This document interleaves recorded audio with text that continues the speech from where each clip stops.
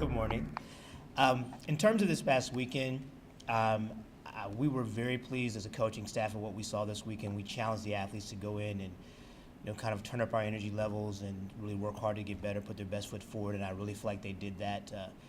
While we're pleased, we're definitely not satisfied. We still got some things we got to get better at. I think that from a technical standpoint, we're where we want to be, but from an effort standpoint, in some areas, we got to get better. Very, very pleased with Will Clay in the triple jump this weekend, going out. I think it's the #2 jump in school history, the #1 jump in the country right now. Saw some good things out of the sprinters, Terrell Wilkes and Leonardo Seymour, and also saw some very good things out of the women's 4x4. And I think, again, overall, very, very pleased with the effort. And in terms of this weekend, we're really excited. It's going to be another great competition with a lot of good teams there, and also in a great facility. And we're also sending a group of young ladies to New York this weekend to run a DMR distance medley relay in an effort to get that relay qualified for the national meet as well. So the big thing about this weekend is we got to go in again and put our best foot forward, really kind of turn up our focus and our effort, and don't be satisfied with what we've done in the past. That doesn't matter anymore. We've got to understand that our goal is always to be ready in 4 weeks at the conference meet and 6 weeks at nationals. Okay, we'll take questions for Coach. Talking to Gray, he said his training has been going really well this fall and spring, and then placing first in his first heptathlon this past weekend. Yeah, and I'm sorry I failed to mention that, but Gray, I think Gray, myself, and the other coaches that work with him, we all understand it was a great effort by Gray. But by the same token, we left a lot of points out. There's a lot of places we can get better. Very proud of Gray. He had a great first day, came out the second day, and it didn't get going the way he wanted to. He stumbled pretty bad in the hurdles, but he came back, had a solid performance in the pole vault, and probably his best performance of the day was the 1,000. So with the multi-events, the whole key to it is understanding, like indoors, you got 7 events, and they're all was going to go well. So if you have a bad event, you got to forget about it and move on to the next one within like the next 30 minutes. So I thought Gray did a good job of that this weekend.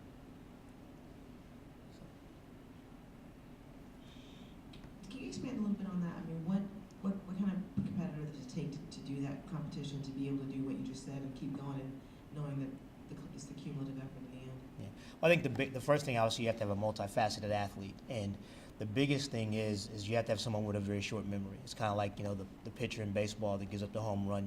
It's over, it's done. What you can't worry about it anymore. And I think what Gray's learned to do over the first 3 years of his career here is that you can't go in with incredible expectations in any event, in a multi-event, because what happens is, let's say, like, we'll start off with the 60. So we want to go out there, and Gray says, well, I want to run 690.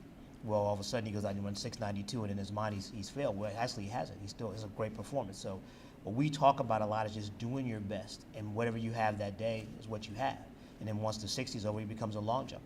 And once the long jump's over, he becomes a shot putter. So it takes a very unique athlete in terms of his athleticism and in terms of a mental standpoint to do that. And Gray's that kind of athlete.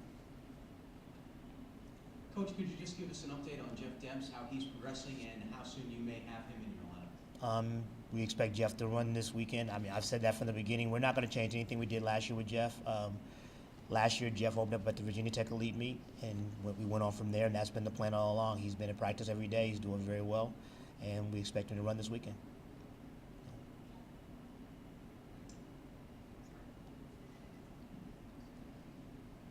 Can you talk a little bit about, you just said you were disappointed a little bit in the effort, and you've talked about this before.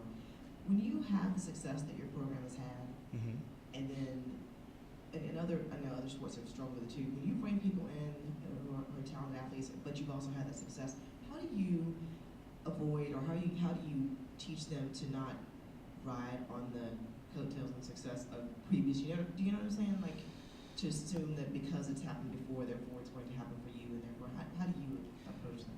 Well, I think the big thing for me is trust.